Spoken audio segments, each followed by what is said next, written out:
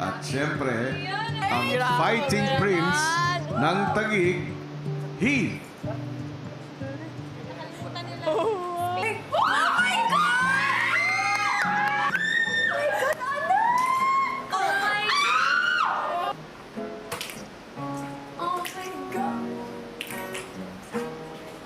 Kuya's house is where we met. And our first dance. When I ask you, I hope you say yes. Caprice, will you be my ball date for tonight?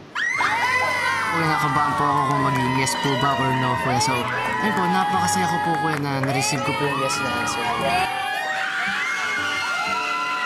Kung una pong pumasok sa isip ko po, kuya, na invite sa ball is si Caprice po, kuya. She's nice, she's pretty, should be a perfect partner po for the ball.